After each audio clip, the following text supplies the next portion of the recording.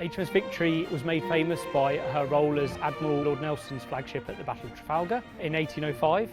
She survived that battle. It was obviously an overwhelming victory for the British fleet, but Lord Nelson did perish on board. She has been preserved ever since through luck, sometimes not so much judgment, and therefore she's with us today. It was discovered through shipwright surveys that the ship was degrading. Water was getting into the structure. It was allowing rot to grow and develop. And then as the timber degraded, it became food for deathwatch beetle. And then over time, that has just been eroding the structure of the ship. And so we've embarked on this project to essentially remove the external rotten timber, dry out the structure, and then we will replank and ensure that we stop water ingress in future. We're at the stage of the project now where we've removed a lot of the planking from the outside of the ship, which was rotten and allowing water in, and we've uncovered a lot of damaged frames.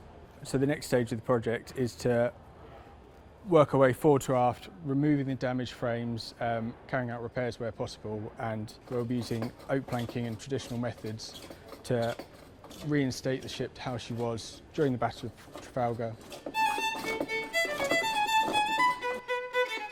When we were removing the planking, we were coming across tools, notes, history. You know, it's quite fun from the previous work done across the last 100, 150 years, really. The size of the timber we're working with it's fun, it's interesting. You know, it adds another level of complexity to it. It's definitely a great honour to work here. We are currently looking at a 12-year programme. This much structure has not been removed from the ship and replaced since 1814.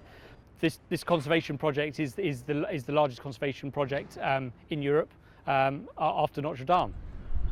I think what we're doing here massively adds to the visitor experience because I think it's such a unique visual experience that they will not see this in their lifetime again.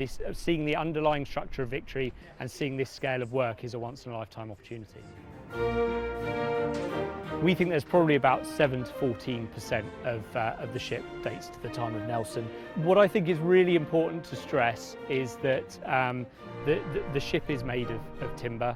Throughout her active service life, she would have been repaired, refitted, elements changed, but the more we conserve, the more our visitors can be sort of assured that they're walking in the footsteps of those 19th century sailors.